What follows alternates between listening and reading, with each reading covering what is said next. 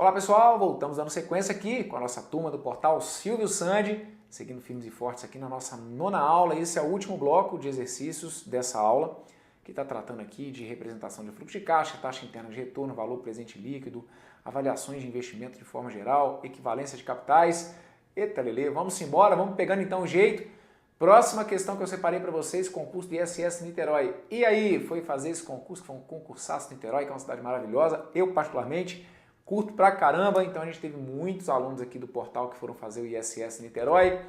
Bruno, ainda não estava nessa vibe ainda não, professor, ainda não estava sabendo que eu estava querendo carreiras fiscais aí em 2015, quando foi aplicada essa prova. Me conta então como que foi essa prova. Então tá aí, olha, provinha que foi organizada na ocasião pela FGV, e aí o enunciado veio dizendo que um comerciante vende seus produtos em 2 parcelas mensais iguais, sendo a primeira com vencimento em 30 dias após a compra. Os clientes se recusam a pagar à vista sem desconto.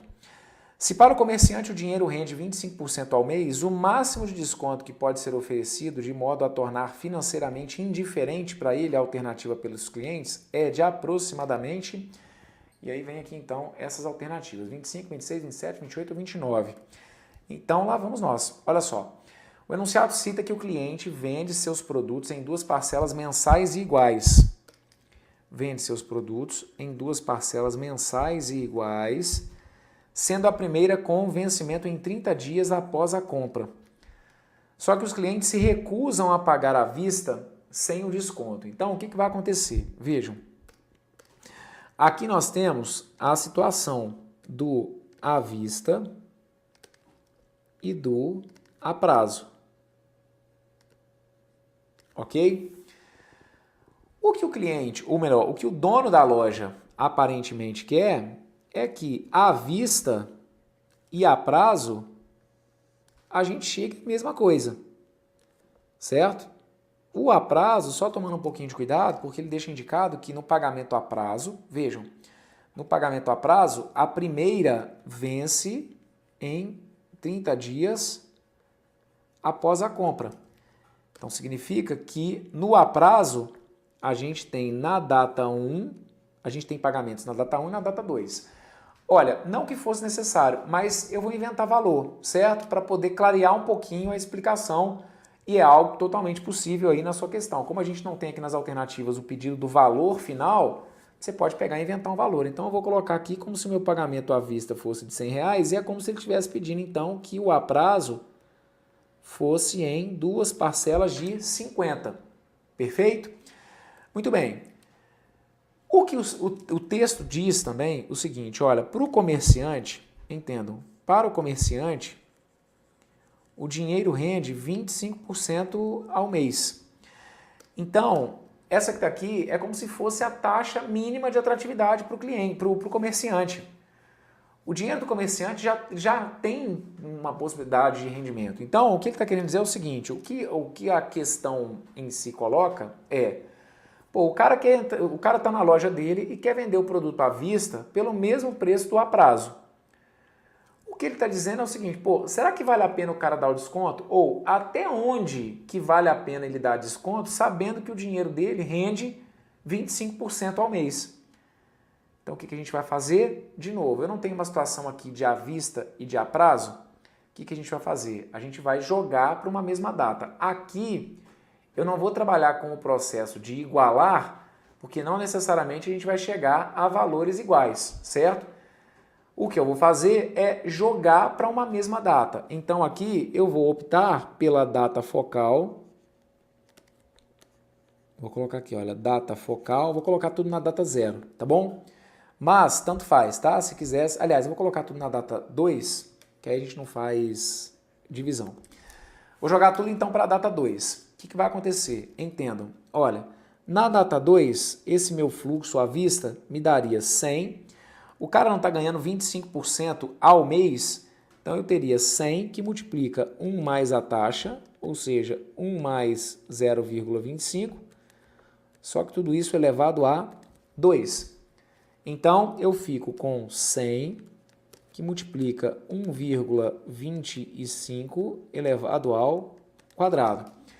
1,25 ao quadrado aqui não teria saída. 1,25 ao quadrado eu ia ter que montar, ia ter que dar 1,5625. Então eu fico com 100 que multiplica 1,5625. Logo, o cara teria aqui então R$ 156,25 depois de 2 meses. Ok?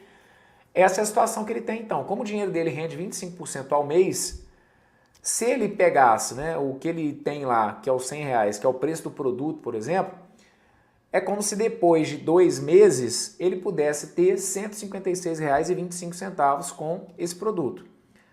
E na situação do aprazo? Bom, na situação do aprazo eu vou ter que pegar esses 50 e multiplicar por 1 mais a taxa elevado a 1 período, concorda comigo? Que aí aquele 50 que está ali na data 1, ele vai ser capitalizado por apenas 1 período, mais o outro 50, que já está na data 2. Então eu passo a ter 50 multiplicado por 1,25 mais 50. O 50, se eu for multiplicar por 1,25, acaba dando 62,5. Então eu fico com 62,5 mais 50, ou seja, 112,5. Moçada, o que a gente viu é que em juros compostos, tanto faz aí a comparação da data que a gente tem, né? Então, o que eu quero que você entenda é o seguinte, a gente tem uma diferença aqui do 156,25 para o 112,50 de quantos reais? Uma diferença de R$ 43,75. Está vendo ali? O à vista me dá 156,25 na data 2, o a prazo me dá 112,50 na data 2. O que, grosso modo, a gente está enxergando é o seguinte, para o dono da loja não está sendo negócio essa questão de dar desconto à vista para o cliente, não. Por quê? Porque no fluxo à vista, o valor, jogando para uma mesma data, no fluxo à vista, o cara está ganhando mais com a vista. Com a rentabilidade que ele tem de 25%, para ele está valendo mais a pena não dar desconto para esses clientes. Para ele era melhor chegar e falar assim, olha meu amigo, muito obrigado, mas pode deixar quieto que daqui a pouco vem algum outro cliente aí, eu consigo fazer a minha venda e eu não preciso te dar o desconto. Só que aqui, digamos que o cara está tentando então negociar. Ah, beleza, já que então você quer um desconto, até quantos por cento de desconto que ele poderia dar? Aqui agora você faz uma regrinha de 3. Entenda o seguinte, o 100%, eu vou colocar assim, olha, que o 100% é como se fosse ali o preço do à vista, olha, é o 156,25. Qual que é a diferença que a gente tem aqui? Olha, a gente tem uma diferença de 156,25 e 112,50. Essa diferença é o que o cara pode dar de desconto. Então, 156,25 menos 112,50, a gente viu que dá 43,75. É como se esse que está aqui, olha, fosse o desconto que ele pudesse dar. Gente, então quer dizer que vai dar R$ 43,75 de desconto? Isso analisando na data 2, só deixando claro. Quem trouxe para a data 0 chegou numa diferença de valores diferente, né?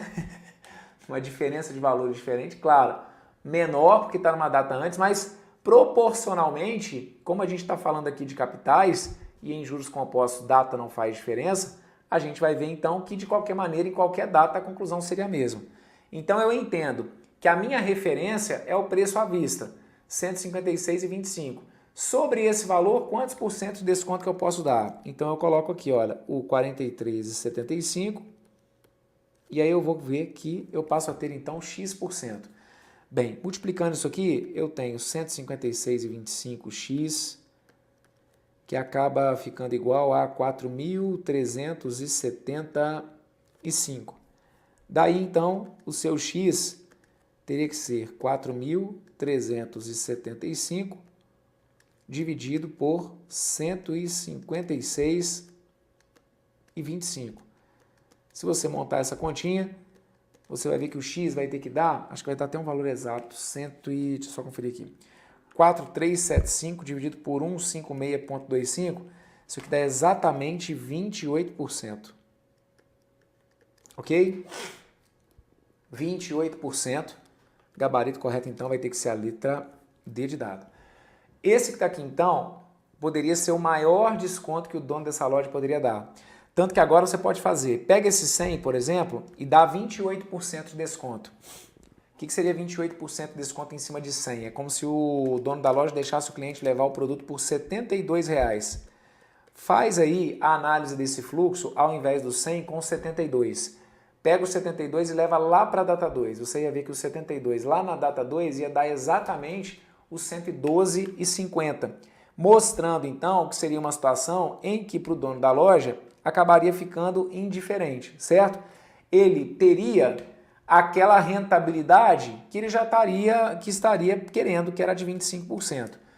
O que a gente entende aqui então é que é como se esse 25% fosse a tal taxa mínima de atratividade e que se a gente fosse fazer o cálculo da taxa interna de retorno, como a gente viu que esse à vista superou a prazo, que é porque o retorno então que esse valor à vista dá para o cara é maior do que esses 25%. Tanto que ele teve margem para negociar. É tão maior do que os 25% que ele tem margem aí para negociar um desconto de até 28% para o cliente, que ainda assim ele vai conseguir manter ali a rentabilidade dele dos 25%, ok? Gabarito correto para essa que está aqui então, letra D de dado, questãozinha interessante aí da FGV. E um detalhe, não apareceu só uma vez, tá? Nós temos outros modelos aí da FGV que cobram exatamente isso. Até que margem que o cara pode dar de desconto para conseguir manter aí a rentabilidade que ele já tem garantida. Gabarito correto então, letra D. Vamos embora para a próxima. Um bem cujo preço à vista é R$500. Essa aí foi de maio de 2018, da FGV, prova do Banestes. Um bem cujo preço à vista é R$500 será adquirido por meio de 2 prestações mensais consecutivas de R$450, sendo a primeira delas paga um mês após a compra. Nessa venda, a taxa mensal de juros compostos aplicada é, e aí vem aqui então as alternativas. Então lá vamos nós, olha só. Um bem cujo preço à vista é de R$500. Então tá aqui, olha, à vista... À vista, o cara paga R$500. Ok? Tá aqui. Aí ele fala que vai ser adquirido por meio de 2 prestações mensais consecutivas de R$450. Então, eu tenho aqui o meu pagamento a prazo. No meu pagamento a prazo,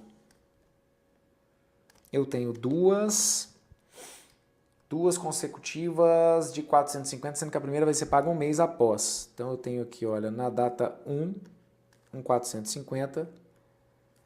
Na data 2 eu vou ter um outro 450. Ok? E aí o que o cara está querendo saber é qual que é a taxa de juros compostos que foi aplicada. Bem, como ele está querendo saber qual que é a taxa, o que a gente combina de igualar os fluxos numa mesma data, certo? Então eu vou colocar aqui, olha, igualando os fluxos, aí eu vou colocar aqui, olha, na data 2, ok? Igualando os fluxos na data 2, já que eu tenho que igualar, vou jogar tudo para a data mais distante. Estou falando aqui de juros compostos. Ele citou que eram juros compostos? Ah, falou. Bom, mas lembra, gente, quando os caras já não falam, a gente já vai no automático, que vão ser juros compostos. Mas aqui, pelo menos, ele ainda falou. Então, falou que são juros compostos, independentemente, tá? Taxa, a gente pode jogar para qualquer data. Se fosse juros simples, eu também poderia jogar para qualquer data. A única coisa que mudaria seria a questão do fator. Então, por isso que é importante ele citar, porque aí eu uso o fator correto dos juros compostos, que é o fator de acumulação de capital, que é o 1 mais i elevado a t. Então fica 500, que multiplica 1 mais i elevado ao quadrado, concordam? Esse 500 eu vou ter que capitalizar por 2 períodos. Então esse 500 acaba ficando igual ao 450, que multiplica 1 mais i, mais o próprio 450. Perfeito? E aí, gente, estamos aqui diante de um dilema. Porque sim, professor, eu estou com a sensação de que eu vou ter que resolver uma equação. É isso mesmo? Isso mesmo, você vai ter que resolver uma equação de segundo grau. Então, se você for pelos trâmites legais, vamos dizer assim, né? Se você for pegar para colocar a mão na massa, você vai cair numa equação de segundo grau, que eu vou desenvolver aqui com vocês.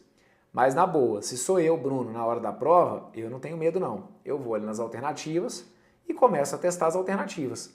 Ah, pega o i e troca por 20%.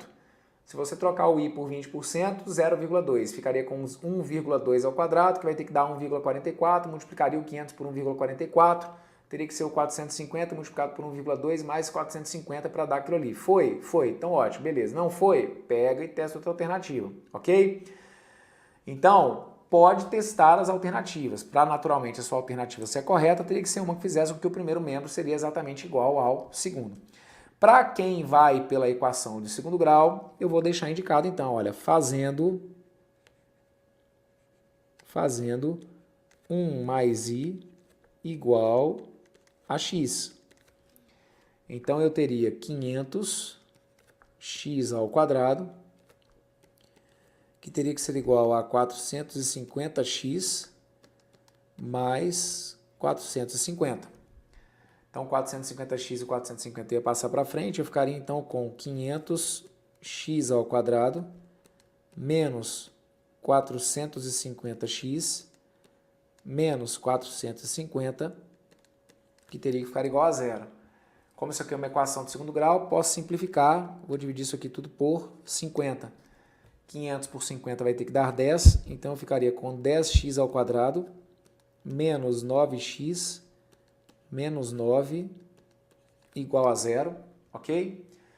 Daí, então, a gente vai chegar no cálculo do discriminante, que é b ao quadrado, então seria menos 9 ao quadrado, menos 4 vezes o valor do a, menos 4 vezes 10, vezes o valor do c, que acabou sendo menos 9. Menos 9 ao quadrado vai ter que dar 81, então eu fico com 81, menos vezes menos vai dar mais, 4 vezes 10 vai ter que dar 40, 40 vezes 9 vai ter que dar 360. Então, a gente chega aqui num discriminante que teria que ser igual a 441. Discriminante igual a 441 ia fazer com que o meu x ficasse igual a menos b. O b, cuidado, o b vale menos 9, então a gente fica com menos 9, menos 9, mais ou menos a raiz do discriminante. Então, mais ou menos a raiz de 441 dividido por 2 vezes o valor do A. Dividido por 2 vezes o valor do A, que foi 10. Daqui, então, a gente conclui que o nosso x teria que ser menos 9, que vai dar 9, mais ou menos a raiz de 441, que é 21, dividido por 2 vezes 10, que vai ter que dar 20. Com isso, 1x acaba sendo 9 mais 21 dividido por 20, e o outro x acaba sendo 9 menos o 21 dividido por 20. 9 mais 21 vai ter que dar 30. 30 dividido por 20 acaba sendo igual a 1,5, ok? X' igual a 1,5. E o 9 menos 21 acabaria dando menos 12. Então, eu ficaria com menos 12 sobre 20. Meu x' aqui acabaria sendo igual a... Meu x duas linhas, né? Acabaria sendo igual a menos 0,6.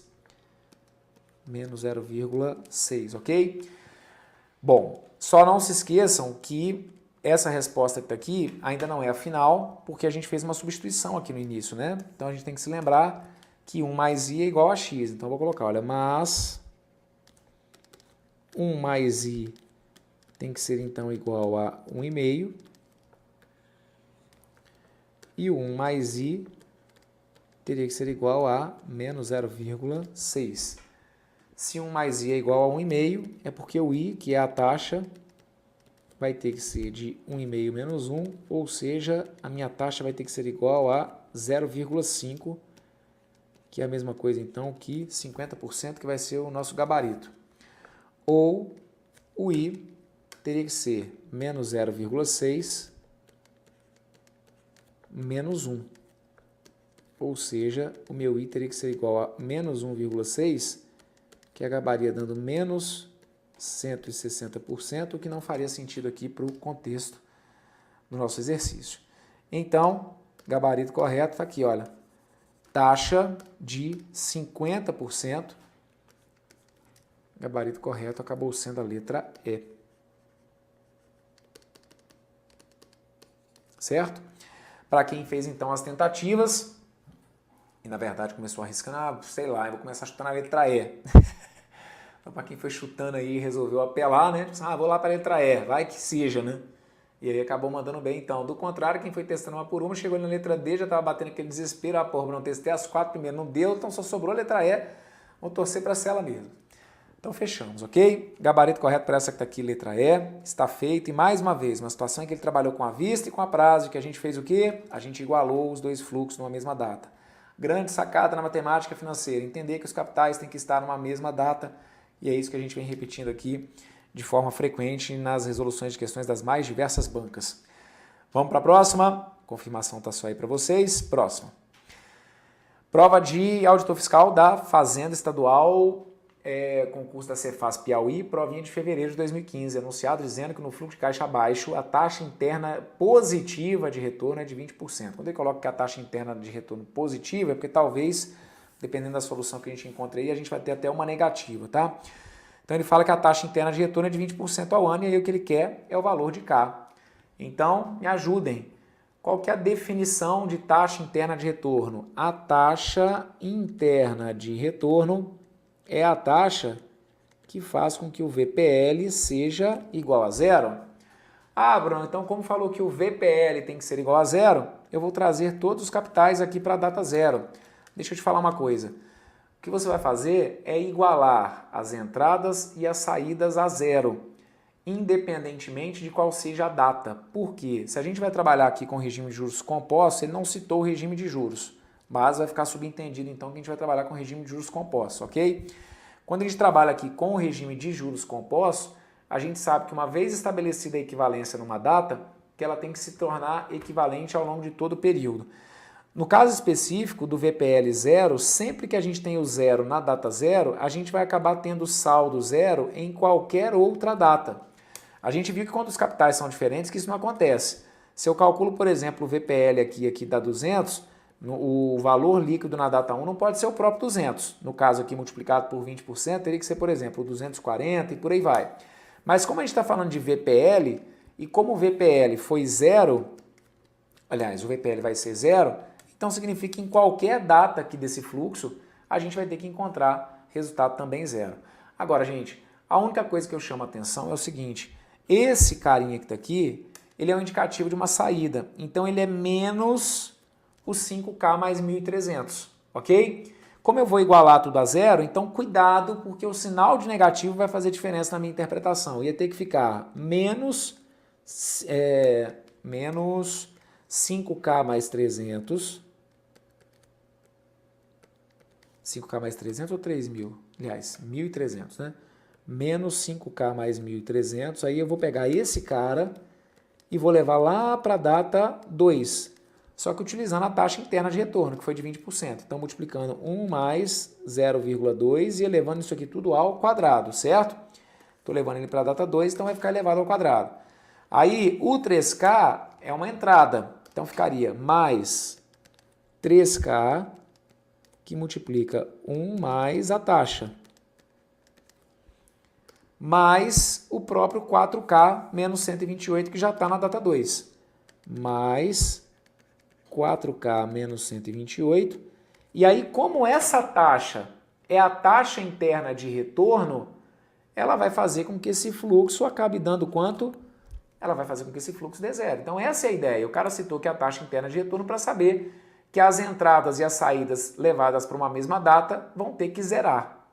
Então, aqui, cuidado. O menos na frente desse 5K mais 1.300 vai fazer com que o resultado seja menos 5K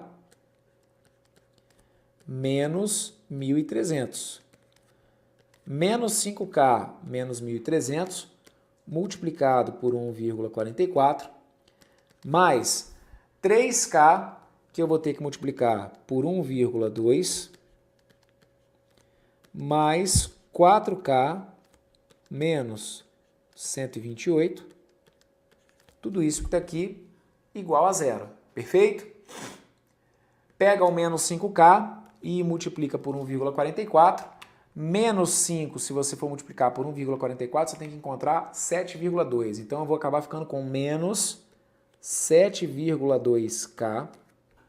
Depois, menos, porque aí eu vou multiplicar o 1.300 pelo 1,44. 1.300, se você for multiplicar por 1,44, tem que dar menos 1.872, ok?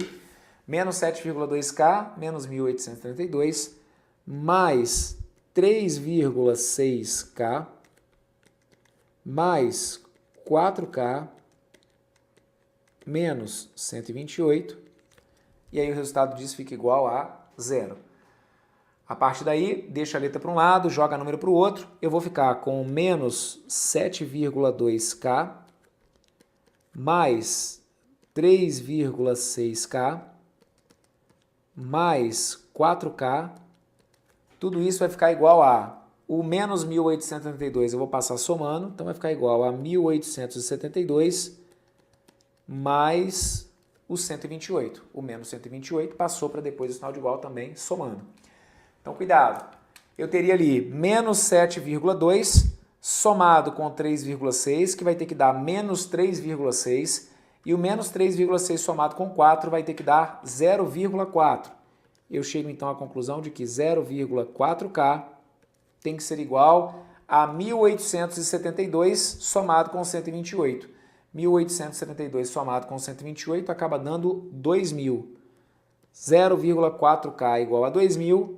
Com isso, o nosso K vai ter que ser 2.000 dividido por 0,4. E aí, se eu tenho 2.000 dividido por 0,4, o meu K, então, acaba ficando igual a 5.000, ok? K igual a 5.000 fez, então, com que o valor correto, ou que o gabarito para essa questão que está aqui, fosse a letra B de bola, ok?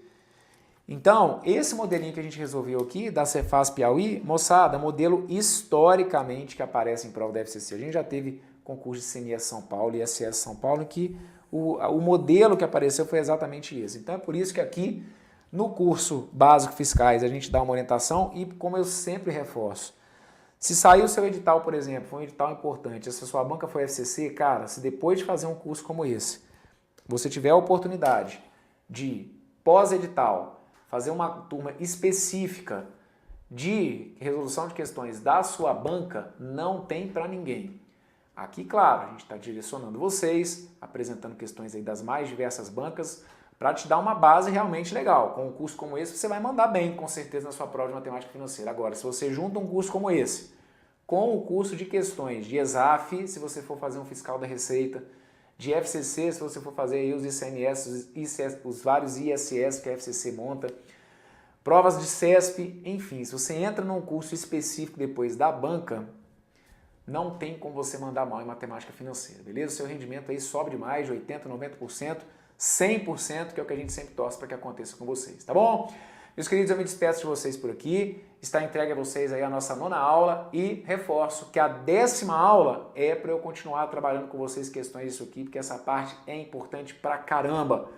É um meio termo entre o que a gente viu na parte de descontos e o que a gente vai ver mais pra frente na parte de rendas uniformes. Então a gente tem que reforçar sim alguns conceitos aqui.